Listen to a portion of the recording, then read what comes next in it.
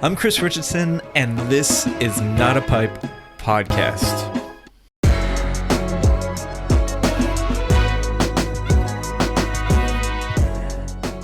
Thank you very much for joining me today. It's my pleasure to be speaking with Marc Singer and discussing his book, Breaking the Frames, Populism and Prestige in Comic Studies. Marc is an associate professor of English at Howard University in Washington, D.C., where he studies 20th century and 21st century American literature, with a specific interest in contemporary fiction, comics, and film. He's the author, in addition to Breaking the Frames, of Grant Morrison, Combining the Worlds of Contemporary Comics, and he is also a co-editor of Detective Fiction in a Postcolonial and Transnational World. Thank you for speaking to me today. Maybe you can just say a little bit about what got you started in this book, because, of course, it's about comic studies and the critical reception of comic studies, or maybe the lack of critical reception, critical scholarship when it comes to comics. What got you interested in pursuing this and developing it into a book? Well, I've been working in comic studies for a little over 20 years. And in that time, I've watched as the field has just made incredible progress. It's built institutions that didn't exist when I started out doing it. When I first began writing articles and presenting papers on comics, there was exactly one academic journal in the field in English. And now there are probably more than 10. And, conferences and discussion groups, the MLA has a whole section on graphic narratives now. So I'd watched this field build up and was thrilled to be a part of that. But probably about, I would say, 5 or 6 years ago, I was becoming increasingly, actually longer than that. Now that I think about it, it must have been closer to 7 years ago. I was starting to get extremely frustrated with some of the work that I was seeing. And I kept asking myself, why did it seem like every new journal issue or every new anthology in the field was including pieces that, even as some of them were doing great groundbreaking work, there would always be another piece that was just kind of reinventing the wheel or wasn't in dialogue with other critics who were working in the field. Mm-hmm. And so that just sort of started out as a general dissatisfaction, and then it grew into an article that I wrote, and then that sort of grew into a book, and it just kind of kept building until I realized I had a book there. Yeah, and I mean, you come at it from an interesting way, because I think, well, as you lay out, especially when you're introducing the whole topic of your book, there's a sort of populist stream of comic scholars who are very much into celebration. But then there's also remnants, I think, more so of an elitist idea that, there's a need for, to make a place where comics are not welcome, and maybe some people are still not welcoming comics. Can you say maybe a little bit about the tensions that you found, whether or not that's, populist and elitist, or whether you'd classify it sort of as something else? What are the tensions that are most prominent when it comes to studying comics today? So right now, I would say that most of the work that's happening in comic studies tends to come out of literature departments. Mm-hmm. That's not a hard and fast rule, and there are plenty of people working in the field who don't come from a literary background. But I think because English departments were more receptive to work on comics, certainly more receptive than some other departments like art studies were. And so as a result, a lot of the work on comics was coming out of literature departments and was following literary protocols for critical writing. That wouldn't have been true a couple of decades ago, and I think that's where a lot of the growth in the field has actually come from. And I want to be very clear up front that I think in a lot of ways it's been very good for the field, to suddenly have this institutional support that we didn't have before. But I also noticed that a lot of the work that was being done in comic studies was being done with this assumption that only the comics that recreated literary hierarchies of were worth study, right? In other words, that the more novelistic a comic was, it wasn't just a matter of it being an easier sell to get those on syllabi, right? That the critics themselves, because they'd been trained to look at works of prose literature, were tending to read works that rewarded that. And so that was one of the things that I was seeing in the field. But then there's also this long cultural studies tradition in comic studies. And that, it just increasingly seemed to me was also taking on very boosterish elements, where critics were looking to praise comics, which honestly, I'm not sure at this point is a project that really needs to be done anymore. Mm-hmm. And so as a result, I saw a field that in some ways was being pulled between these tensions between the literary studies camps and the cultural studies camps. But in another way, both of those camps were really only applying their critical faculties towards this one common aim, which was championing whatever comics those particular critics were writing about. And it seemed like there was a huge absence in the field that we weren't seeing the kind of critical or skeptical readings that would be taken for granted in other more established fields. Yeah, and why do you think that was? And was that a specific issue relating to comics? Because I'm also thinking about things in popular culture, video games, for example. I think you could, in some ways, make parallel claims, and I'm sure there are other avenues, maybe certain online venues that I guess sort of, at least to some people, needed their boosters in order to get acceptance and to say, we really should be studying this. Is there something specific about comics that kind of created this, or would you say that it falls in line with certain other popular culture objects of study? No, I think that you're right. Nobody is going to create a new field or gain institutional support for that field by saying, oh, this stuff is terrible, right? It's not worthy of our attention. So that first wave, I think, almost has to be a champion for the medium or the form that it's studying. It's necessary work up to a point, but I just felt like we had gotten the institutional growth. In other words, by going after the angle of the graphic novel and the sort of literary notions of respectability that brought with it. That was important work. And it got comics first in the bookstores. Then later on, it got them in the college classrooms and on the syllabi and into the journals and conferences. But having done that work, it still just seemed like we were only using our critical backgrounds to praise these things, when I felt like it was time that we started seeing a wider range of readings. But you're absolutely right. You could apply it to video games. You could apply it to even film going back a couple decades earlier.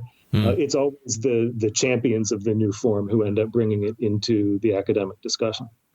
Yeah, which places you and this work in particular, I think, at an important crossroads in a sense, because on one level, I'm sure maybe you can say more about this, but I'm sure you're a comics fan. It sounds like you enjoy comics, but also I think people reading this work could come off to them, especially if they see themselves perhaps as being attacked for being boosters. You sound very critical, and sort of you could be accused of gatekeeping or something of that in that nature. So how do you position yourself now that, in a sense, comics have been more accepted, and so you're sort of calling for more criticism, but I mean, that can come off as maybe gatekeeping or something. So how do you position yourself? Yeah, to some people, I'm sure it does come off as gatekeeping. And to some extent, I mean, the gate I'm trying to keep isn't a gate for comics, but I think we do need to start looking very self-critically at our own work, right? Asking ourselves, what are the critical protocols that we're following? Are they always going to be appropriate for comics? Are they sufficiently varied? Are there things that we are leaving out of our discussions, especially when the field is so dominated by just a couple of approaches? So yeah, I'm not gatekeeping for comics by any means, but I do think we need a heightened degree of skepticism of our own work. And frankly, sometimes I think we need to hold our own work to higher standards than it sometimes has been. Yeah, well, definitely. And you make the case clearly through a number of examples of both scholarship and the actual works that are being studied in your book. But I'm wondering if you could say a little bit about how you would negotiate both as a critical scholar doing the work, but maybe also as a reader reading the scholarship. How do you know that something has gone too far towards the sort of populist boosterism, and maybe on the other level gone too far towards sort of denigrating the form or denigrating a book that really has a lot of great qualities that the person may be just denying in order to make a very negative claim? Yeah, I mean, I don't know that there's any kind of hard and fast litmus test for that sort of thing. And I think you have to look at it case by case. But one thing that I would say is thinking of other more established forms. And I'll speak from my own experience here because I'm a literary scholar. I was trained in a literature department. And when you're looking at more established forms like poetry or drama or the novel, I think every scholar accepts that you can criticize a work and still recognize that it has good qualities, right? In other words, if someone offers a critical reading of, say, William Faulkner, right? They're not suggesting that Faulkner's novels have no merit, and they're certainly not suggesting that the novel as a form has no merit. I think there's an understanding that the form is actually strong enough to take the criticism. Frankly, I don't know if criticism has that much of an effect on any art form, especially not once they've taken on a life of their own and gained that kind of institutional cachet.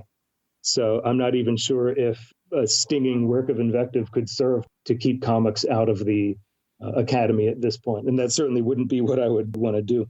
But I do think that we have to recognize that once a field reaches a certain stage of institutional maturity, it can accept the works of criticism.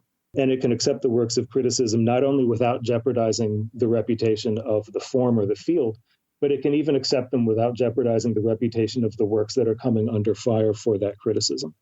So maybe this might help to give some specific examples. Sure. If that's okay. Yeah, of course.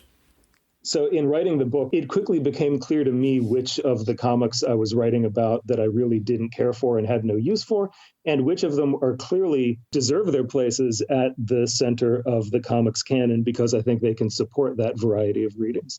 So that, for example, when I was writing about Persepolis, I have a lot of criticisms of that comic, and I have a lot of criticisms of some of the common critical approaches to that comic, but I never for a second doubted that this was a work that deserved its canonical status because it was capable of supporting all of these different critical readings that I was looking at. And yet there was still, I felt, this wide open room for a whole suite of other critical interpretations that weren't being heard. And I just think having that ability to support multiple readings is one of the tests of a work of literature that really holds up over time and works well in the classroom. So even though I was very critical of Satrapie and of some Satrapie scholars, I don't feel like I was in any way, injuring the reputation of Persepolis. For one thing, I don't think it would be possible. Even if that were something I wanted to do, I just don't think it would be possible. But I do think that by adding a new type of reading, it actually expands what we can do with that book and kind of solidifies its place in the canon. There were some other comics that I wrote about there. They tended to be ones I only wrote about in passing. I can't imagine too many other people are going to be writing a whole lot of lengthy academic treatises on comics like Kingdom Come or Judgment Day or Planetary, just because even in the course of writing those few pages on them, I kind of felt like, yeah, I've exhausted everything I want to say about this. I didn't feel that with Persepolis, even though I wrote a whole chapter on it. So I think the strong works can take that kind of scrutiny. Yeah, I mean, and there's obviously a lot that you can do with criticism and with literary conventions, but also with sort of new ways in which people are looking at convergence culture and these kinds of issues. But maybe we can go back a little bit and talk about Umberto Eco's sort of famous The Myth of Superman work that you talk about. I mean, you dedicate the first chapter to that primarily, and I think a lot of popular culture scholars are familiar with that. But maybe you can say a little bit about why that was an important essay that came out, I believe, in 1962, and then translated and reissued and continually reissued in readers and anthologies. But I think maybe that is a good marker of an earlier stage that we have, I guess, evolved from or moved away from. But I think it's really telling the way that you work with that and bring it into the current critical moment. So maybe you could say a little bit about Eco's work and your interpretation of it. Yeah, sure. Thank you. First of all, the Echo chapter was one of the first parts of the book that I wrote. The only one I wrote before that was part of the Chris Ware chapter. So that was one of the places where this project kind of formed, as I realized in the course of writing that article that I had a lot more to say and that this wasn't just a project about Umberto Eco anymore. So Umberto Eco's The Myth of Superman is one of the most important essays written on comics from an academic perspective, and easily one of the most important essays written on superhero comics. In part, that's just because of the time it was written. It was a work of serious comic scholarship at a time when there really wasn't any within academic spaces and precious little outside the academy. So to have this respected Italian academic writing this really thoughtful and probing treatise on, American comics that were written for kids, obviously that became a touchstone for the field that grew up around it.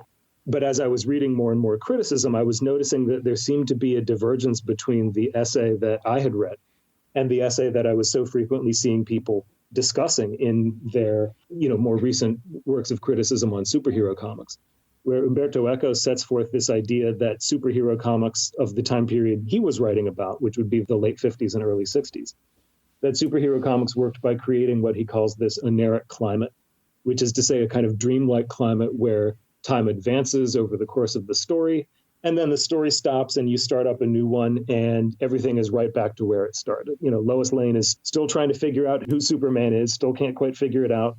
Lex Luthor is still scheming to destroy Superman, even though Superman just threw him in prison at the end of the last story. Mm-hmm. Everything is kind of perpetually resetting itself in this timeless state that prevents the characters from growing older and prevents the story from advancing.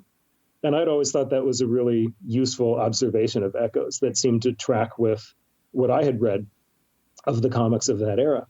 And I'd noticed that contemporary critics, 21st century critics, were describing this as an essay that might have been true for the time it was written, but didn't really describe comics anymore.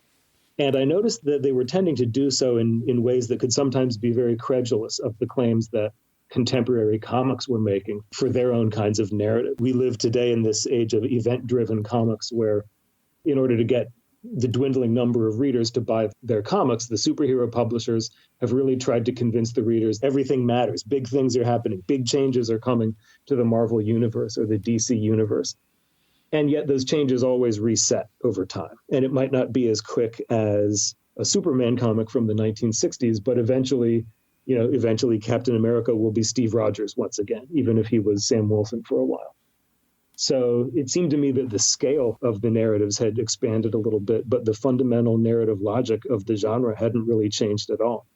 And that was just the idea, the sort of genesis for that Echo chapter, was to go back first to reread Echo and see what he actually says, and then to try applying it to contemporary comics and see what we came up with.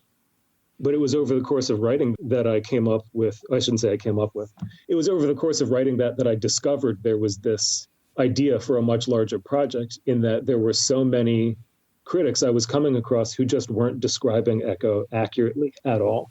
And it seemed like even on the kind of first level of basic, reader interpretation and representation, that Echo's ideas were getting distorted. And sometimes it was for ideological reasons. These were critics who were adherents of a branch of cultural studies that was very hostile to anything that they thought smacked of elitism.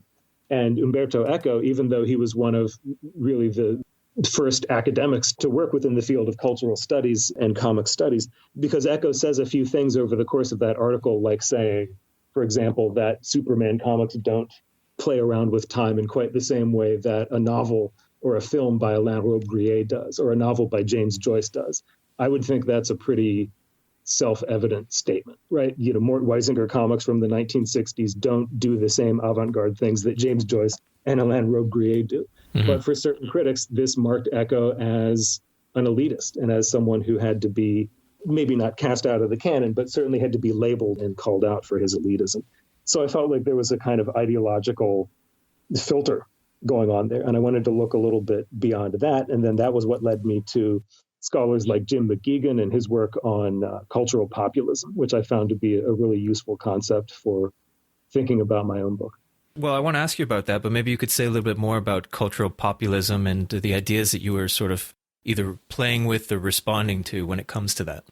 Yes, McGeegan is a cultural studies scholar, and back in the early 90s, maybe around 1990, he wrote a lot about this idea of cultural populism, which was the idea that cultural studies had become so ideologically committed to championing works of popular culture that not only would it not allow itself to criticize them, but it even wouldn't allow itself to do things like examine the economic relations or the labor conditions that led to its production, because that was all considered to be this sort of old guard, Frankfurt School style leftism, which was itself being characterized at that point as elitist. And so McGeegan came up with a useful concept of cultural populism, which he uses to mean what I guess I would loosely call the John Fiske school of cultural studies writing, which is to say that every work of popular culture is produced by resistant audiences. They always question dominant paradigms. That just doesn't line up with the way that I experience a lot of popular culture. And so I wanted to look more at that in the project. Mm-hmm. Yeah, I mean, it strikes me as interesting that, in terms of comics studies, it's clearly something that most people pursue because they like comics, or if not all comics, they like certain comics, and that drew them into the field. And speaking with a few other authors recently, Will Brooker, Susan Scott, who wrote Fake Geek Girls, I mean, these scholars are clearly saying that they love the things that they're interrogating, but that doesn't mean that they're not going to do it critically. I'm wondering if you could say a little bit about, first of all, whether or not maybe you agree with that, but secondly, how much is maybe in the case of cultural populism too much when it comes to championing something that the author, the critical scholar, clearly enjoys on some level? Is there certain, I don't know, distance that you think one needs to take? And maybe you can talk about your own experience as well.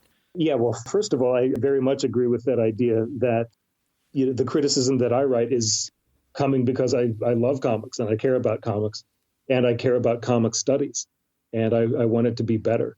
I wouldn't have spent, I spent more than 5 years working on a book manuscript. I wouldn't have done that if I didn't care about the field and care about the comics. So I'm very much of that attitude that the criticism itself comes from a place of fundamental appreciation for the form and appreciation for the field, but also hoping that they can both be better. And then, I'm sorry, what was the other part of that question? Well, in terms of pushing it to be better and contributing to it, I mean, obviously you don't want to just write an ode to your favorite comic, and that, wouldn't be very solid scholarship. But is there a certain level that you think, as a writer, as a critical scholar, we need to keep a certain distance, or there's a certain approach that becomes more appropriate? I mean, how do you know, again, there might not be a clear litmus test, but how do you know that you're, I guess, in an appropriate space when you're doing the work, when it's especially something that you probably love yourself as a consumer or as a participant, perhaps? Yeah, that's a really good question. And I sort of swing back and forth on that. After I finished up Breaking the Frames, I was very glad I wrote the book. I've been thrilled with the reception it's gotten so far, but I decided I can't do that again, at least not for a little while. I've got to spend some time writing about stuff that I like. And so I went back to that. But in doing that, I've also, of course, been trying to bear in mind all of the things that I had kind of discovered about the field of comic studies and my place in it. I've just finished up a manuscript that I'm working on the comics artist George Perez a couple months ago. And, Perez is one of the artists I loved as a kid, just absolutely loved his work. And so it was fun diving back into that. But at the same time, I had to constantly be mindful, I don't just want this to be cheerleading for his work. I don't just want it to be, look, isn't this great, but also talk about why I feel like it's worthwhile to study from an academic perspective, what a critical perspective can bring to Perez's work, and also not to forget to train some of that critical perspective on him when his work maybe does things that are ideologically problematic. So it always is tough to keep that in mind. I'm certainly not against scholars writing about the things that they love. I mean, that's why we do it. We're in a field where many of us won't get a lot of recognition or financial remuneration for writing about comics. We have to do it because we love it. That's what gets you up in the morning and gets you writing. But at the same time, it can be very tough sometimes to recognize when you need a little more critical distance and when you have to be willing to criticize the comics or the authors or even the fellow scholars that you love. Yeah, I mean, and it's obviously it's a complex process of thinking, researching, and writing about these subjects. I guess I'm curious as a writer, as somebody who's collecting information, especially if it's about something that you really like. How do you, or have you developed maybe in writing this and your newer manuscript? Have you developed a way to kind of put things together that seems to work, at least for you, when it comes to writing about the sort of benefits or the creativity or the inspiring elements of the work, but also maybe the, counter arguments or the problems that might be there? I mean, I think one could write it in a very cookie cutter way where it's like, these are all the great things, but yes, some people have said this bad thing, but don't worry about that. I mean, I see that when I'm I think, editing maybe myself, but also, grading students' work and things. That if I'll tell them don't be 100% positive, they'll throw in a sentence that is, about something it's a negative, and then they'll just quickly dismiss that. But obviously that's not what you're doing. But have you found a way to integrate these approaches or this kind of balancing of pros and cons when it comes to studying? I don't know if I've been able to distill it down to a formula. I guess what I would say is over the course of writing the book, I kind of rediscovered, for myself at least, the importance of academic disciplines and critical methodologies. In other words, we work in an academic climate where often the push is for interdisciplinarity or transdisciplinarity, the idea that breaking down disciplinary boundaries is itself a kind of radical or emancipatory act. But sometimes those disciplines are there for a reason, because they can help us to structure the kind of questions that we ask and the kind of evidentiary protocols we have to follow when answering them. So as I wrote the book, I just found that turning to critical methodology was kind of the best way to keep myself honest, and that I had to be willing to follow the conclusions of those readings and those investigations wherever they led. So to maybe put one example on it, I wrote a chapter on League of Extraordinary Gentlemen in Breaking the Frames by Alan Moore and Kevin O'Neill. And Moore, for a long time, he was one of my favorite comics writers. I mean, for a long time, from, adolescence well into adulthood. He's probably one of the reasons why I'm writing about comics today. One of the reasons I'm still reading comics. I felt like my reading had grown up with his writing, or like I grew up with his writing.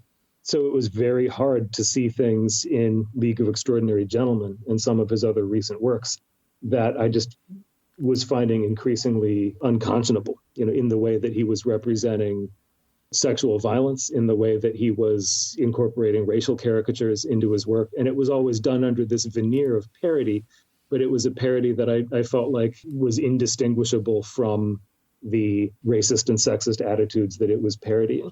And, that's because my training in that kind of ideological criticism led me to see those things. And I think at some point you just have to be willing to commit to follow through with it, even if it leads you to seeing things you don't like in authors that you love. Mm-hmm. Yeah, and I mean, you say there's a strong importance when it comes to disciplines, and you make that case for the study of comics as a sort of discipline, but I'm wondering if you could say a little bit about how you see comic studies as perhaps a discipline in and of itself, but also, I mean, in many ways, you could say that that's a model interdisciplinary field, because most people do not fall in line only with comic studies, right? Many are coming from literary studies or English or maybe media studies or film.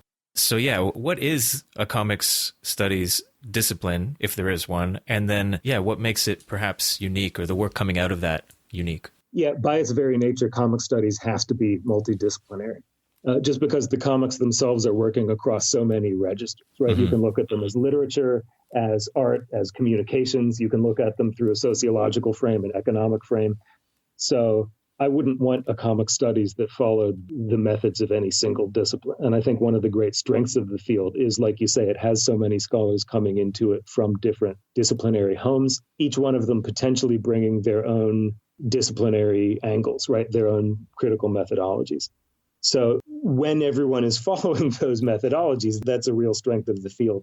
But I think that, some problems can set in when we actually don't follow through on those precepts, when we don't carry those methods through. In particular, in writing the book, I realized that we had a problem in the field with history, by which I don't just mean that scholars were unaware of comics history or weren't paying attention to comics history, although I frequently found that to be the case, but also that there was no sense of history as a critical discipline with its own methodological constraints. And as a result, some very spurious claims about history and comics were getting made.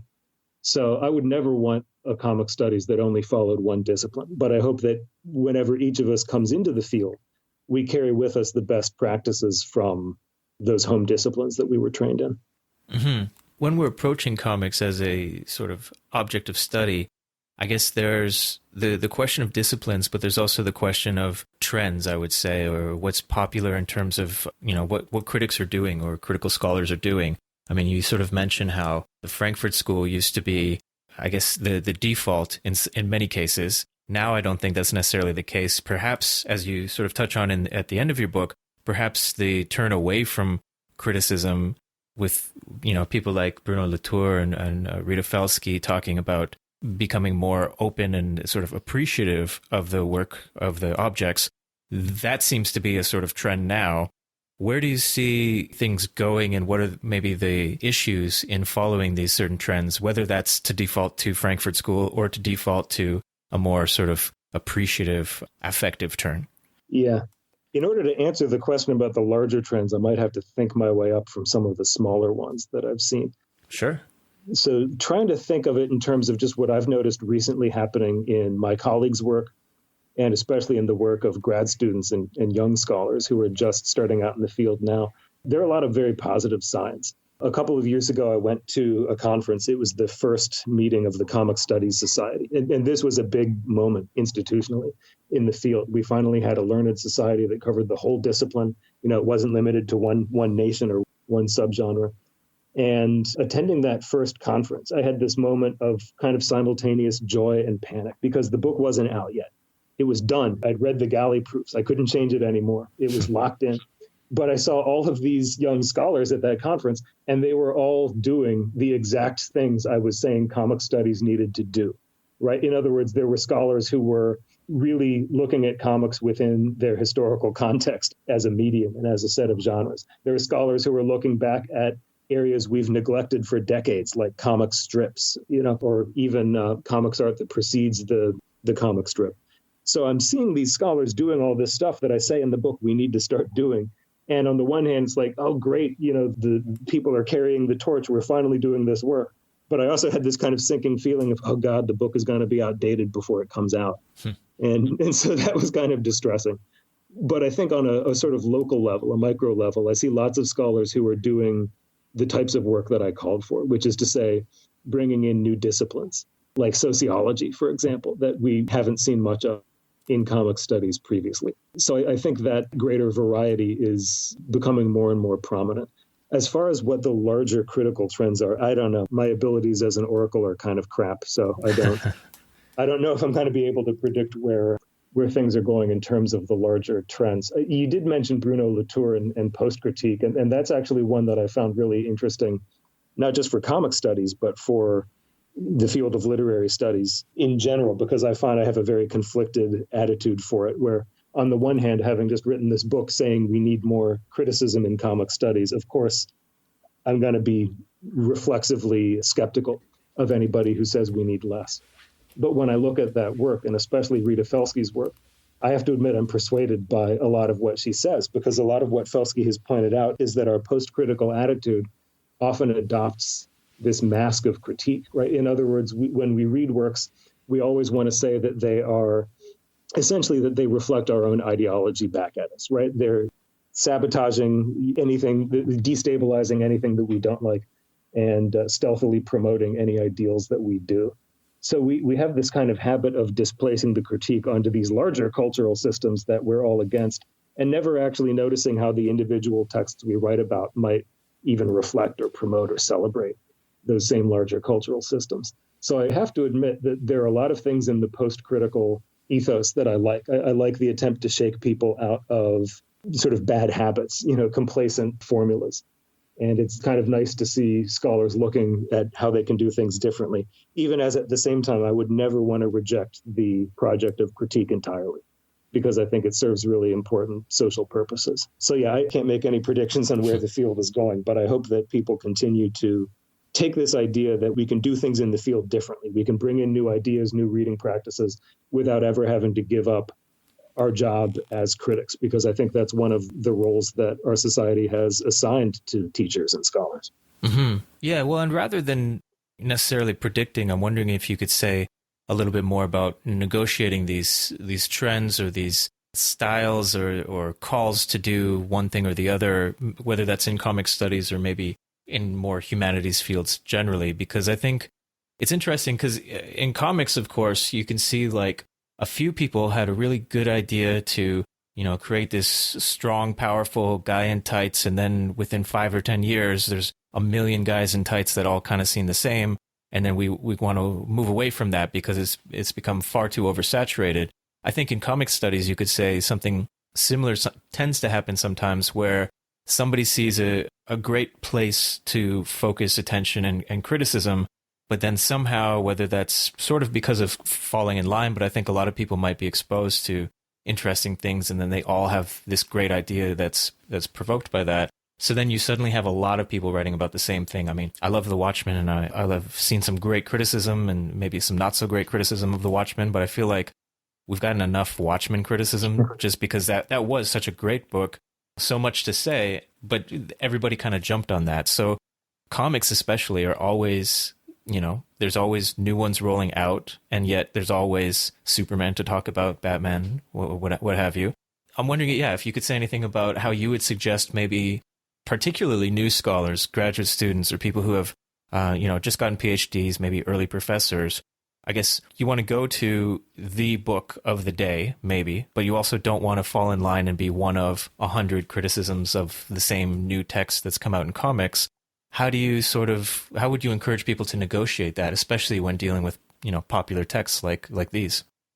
Yeah, well, first of all, I never object to seeing a great new take on an old classic. I'm never upset to see a really good article on Watchmen or Persepolis or Mouse. But of course, the more articles that are written about those comics, the harder it will be for most scholars to find something new to say about them. There are lots of areas of comic studies that we really haven't even begun to fully explore yet. So much of the work that's been done has focused either on the sort of graphic novel, which is to say comics made by one creator who both writes and draws their own work, frequently dealing with autobiographical or non-fictional elements. And then on the other hand, when people do write about popular comics, at least thus far, most of the work in the field has tended to be about superhero comics, mostly from the last 30 years, and usually ones that are created with that similar kind of auteurist creator. So there's so much else that has yet to be done. Like I said, I'm working on this article on George Perez, who was one of the most popular superhero comics artists in the 1980s, and his work sold like crazy. I mean, they were some of the best-selling comics in the industry for an entire decade. But there's been hardly anything written about him because he's not the type of artist that scholars have tended to focus on. He was an artist, not a writer for most of his career. He worked in collaboration with other people. He worked on popular comics. He did periodical comics and not graphic novels. You can just go down the checklist of all the things that tend to get an artist canonized. And Perez didn't do any of them. So, there's this vast body of work out there, and not a whole lot has been done with them yet, critically speaking. So to anyone who is starting out in the field, I would say that, if you have a great idea for looking at one of the classics at the center of the canon, go for it. There's always room for good work. But there's so much work we haven't even begun to explore yet. There are so many periods of comics that scholars are only just starting to get back into, to rediscover. And I think that's where a lot of the new work in comic studies is probably going to end up being done.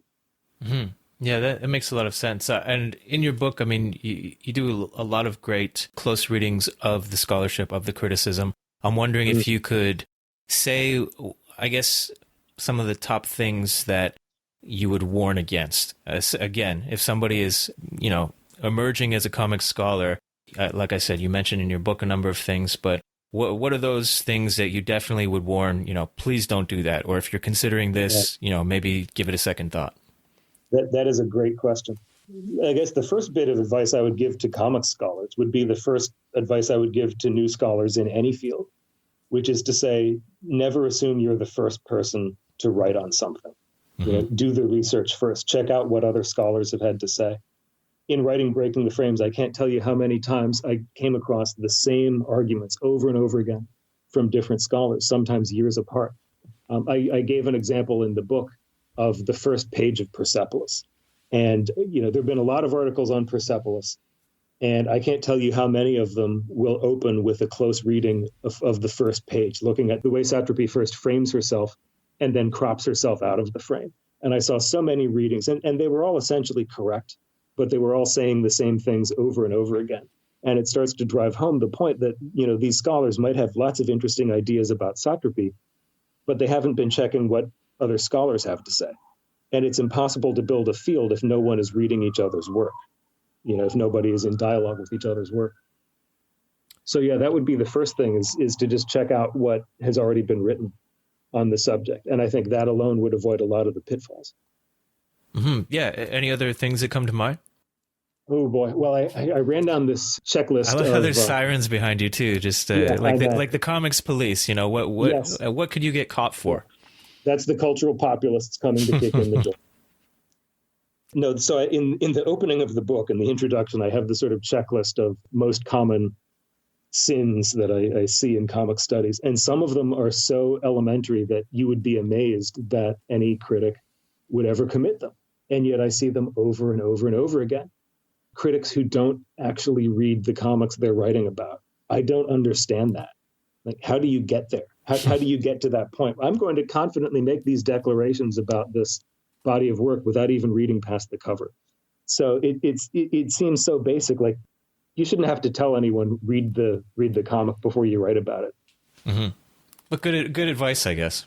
Yeah, I mean, every prescription that's in there is in there because I found one or more scholars who had broken it. Mm-hmm. So yeah, I think the main thing is to be in dialogue with the work of other scholars, which isn't to say that you're ever obliged to agree with it, because certainly I did not follow that rule.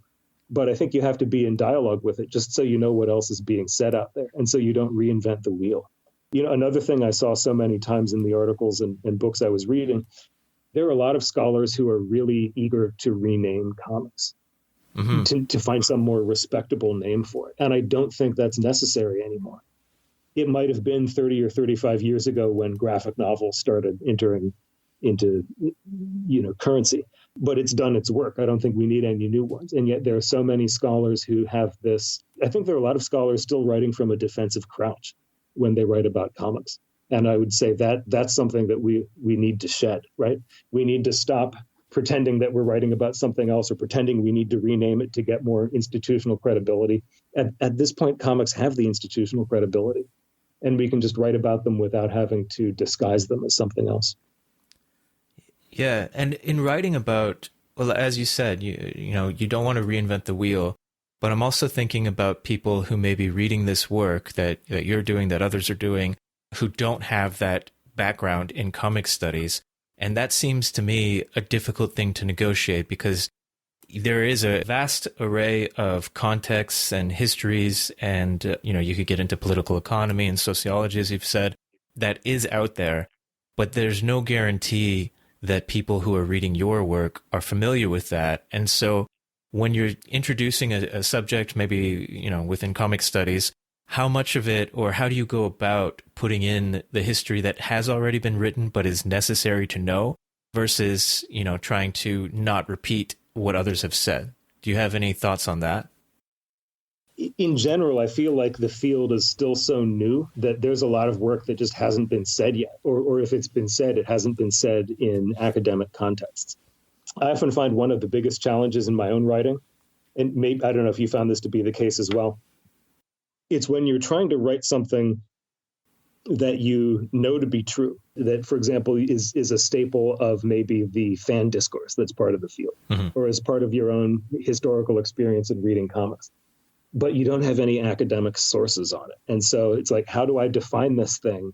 Do I have to go back and explain what the Bronze Age was in superhero comics and what defined it? And, mm-hmm. The answer was actually, yeah, I kind of do, because that work hasn't been done yet. So, and then, of course, often you start to write those things that you know to be true, and then you discover that, oops, it actually isn't true after all. This was a narrative that became popular within the discourse, but was never actually all that accurate. The best example of that I can think of is the massive critical reinterpretation of Frederick Wertham, the psychologist from the 1940s and 1950s, who was one of the leading voices in the anti-comics crusade, mm-hmm. that emerged after World War II. And of course, for decades, Fan had reviled him as this censor and this prude and this sort of conservative reactionary figure. And then around the late 90s, early 2000s, suddenly you start seeing critics like Bart Beatty putting out these books that are suggesting, wait, that's not actually true, right? This guy was a progressive.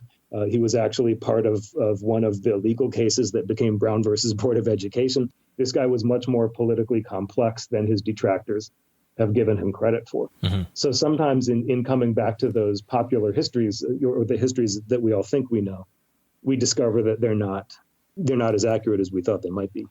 And then just to put a postscript on that, I also wanted to note that maybe the pendulum has swung a little bit too far, because recently I've also started to see a correction from some other scholars like Carol Tilley saying, yes, Wertham was progressive, but that doesn't let him off the hook for all of these arguments that he made or the methodological errors and shortcuts that he took.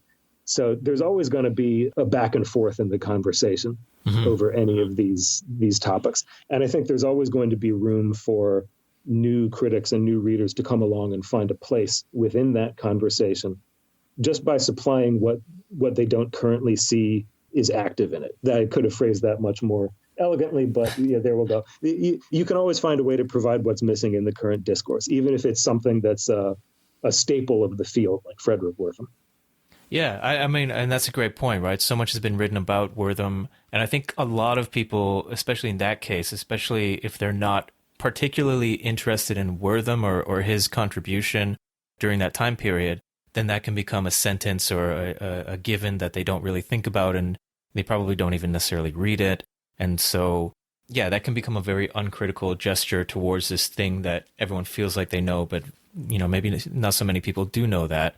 But I think what interests me, I guess, when thinking about this subject is that anyone who has done work in comics, who's done almost basic research, kind of knows who Wortham is and that kind of thing. So maybe that can get a passing sentence if that's not the focus of what your work is. But if you're not familiar, I mean, if I'm talking to people who do popular culture studies, especially in relation to comics, you say Wortham, they know everything, or they know a lot about this person. But if you're talking to somebody who, is very smart, very well read, but not particularly interested in comics, perhaps, they might not ever have heard of Wortham. How do you weigh that as a writer? I mean, you're clearly, I think, well, maybe you could say a little bit about who you're writing for with this book, but it seems to me that it's primarily people who are very interested in debates going on within comics and comic studies. But do you have a way of thinking about your readers so that, okay, a comic studies reader will probably know this, but I'll explain it anyway? Or do you think like, well, if you're not a comic studies reader, you'll probably just have to look this up? Do you negotiate putting in information for and not for comics studies people? Leaning more towards the first option there of just sort of pointing them to the resources that will fill them in on what they need to know. Yeah, I wrote Breaking the Frames absolutely for comic studies. I meant that to be an intradisciplinary discussion written by and for comic scholars. And so as a result, I won't say I could completely skip that sort of laying the groundwork, because especially when I think you're making an argument as critical as the ones I was making, you kind of need to make sure that you cross all your T's and dot all your I's. But in terms of things like Wortham, I make a few references to Wortham in the book, which I don't have to go into detail on and explain that much, because I can just point people to Amy Nyberg and Bart Beatty and Carol Tilley, and they've already done the work. So I feel like that's great. That particular corner of the field actually has a lot of good work done in it. And because it has, I have the advantage of being able to just cite them. And so any scholar who doesn't have that background, I can point them towards the scholars who will be able to fill them in on it. But yeah, I wanted to write a book that was unabashedly by and for comic scholars. One of the problems I talk about in the introduction is the problem of dual address or multiple address, where sometimes it felt like comic scholars were trying so hard to be all things to all people that they were actually shying away from building their own or our own disciplinary language and common set of concepts and shared sources.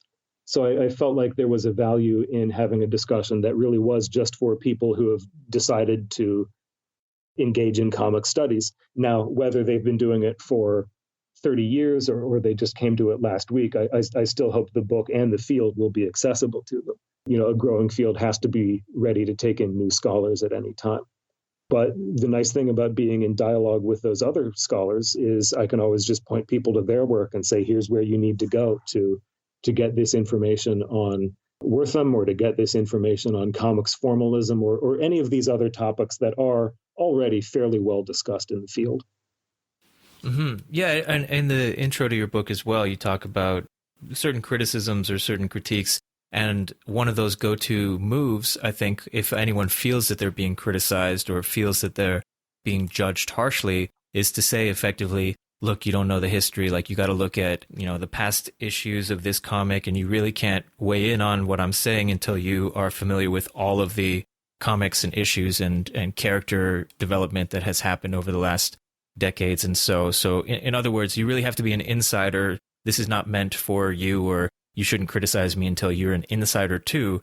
And on some level, maybe there's a value to that. Yeah, you shouldn't be superficially making judgments when you don't have the whole story. But then on the other hand, most people don't have the whole story when it comes to, having followed a character for, in some cases, approaching 100 years. And so there's there is an expectation that, you should be familiar with these things, but there's also, especially in comics, but also in literature, an understanding that nobody's read everything.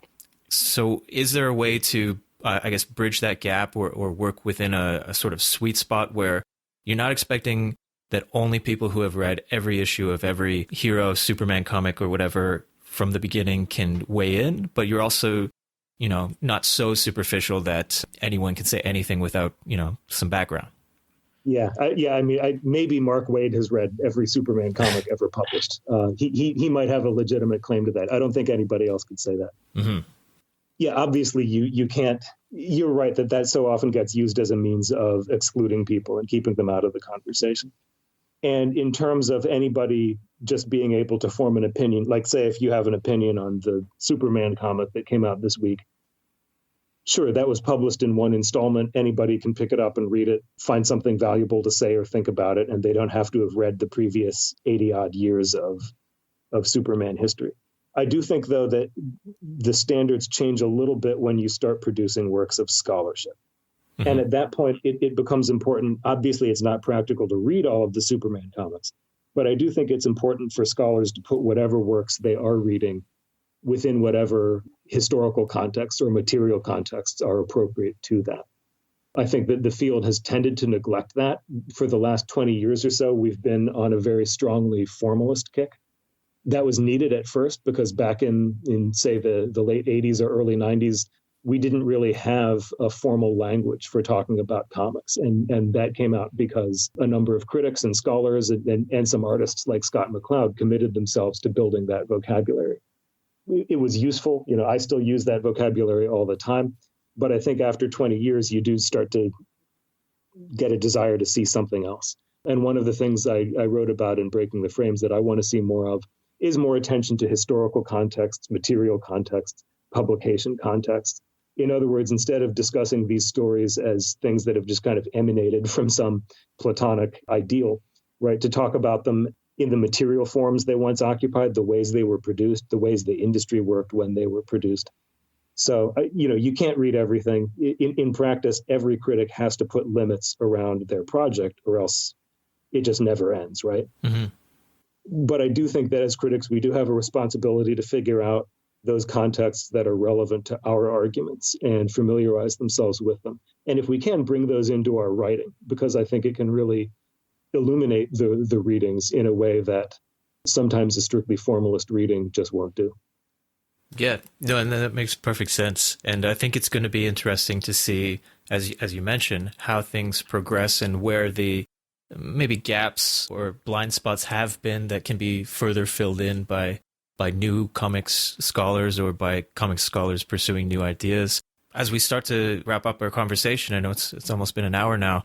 Where would you like to see more scholarship? I mean, you've begun to mention a few things, but if you were to, I don't know, set like a trajectory that you would love some people to follow or that you would be really interested in reading, what kinds of questions, what kinds of work would you like to be seeing in the next 5 to 10 years?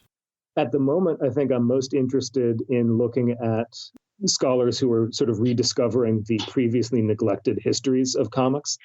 People who got excluded from the canon for whatever reason, or challenging the historical narratives that have built up within that canon. So, I'm starting to see more and more scholars going back and looking at, for example, alternative histories of the underground comics movement that don't just focus on Crumb and his circle, but really look beyond that to artists who just haven't been acknowledged or remembered at all. So it's exciting to see that kind of work being done.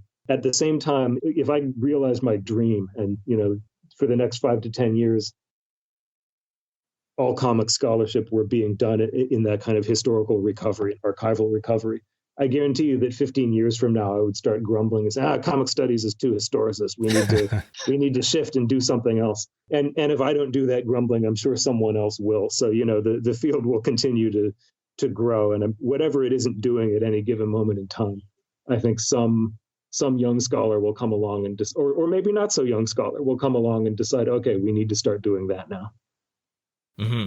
Yeah, I mean, as you mentioned in Breaking the Frames, there's so many opportunities. There's also a number of pitfalls that I think are important to acknowledge, and I think your book does a great job of highlighting those for people who are maybe interested in starting to pursue comic studies or improving it in some way. It's, I think, an important work that lays out some of the best and worst practices that have been going on so that people can take it further. And yeah, Marc, it was great talking to you about your book, Breaking the Frames. It's been a great conversation. Thank you so much. It's been a pleasure.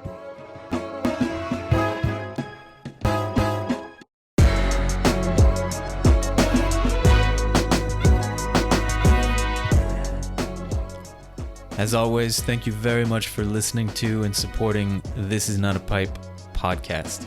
Be sure to check out tinapp.org to see what Marc Singer and other authors have recommended for their readings, for other books you might want to check out. Of course, I really do appreciate when people repost and retweet and tell their friends about this podcast, which is a real pleasure to do. I hope everybody is doing as well as they possibly can be during these times. There are just a few more interviews left in this season 3 of the podcast that I look forward to sharing with people. Until next time, I'm Chris Richardson. Cheers.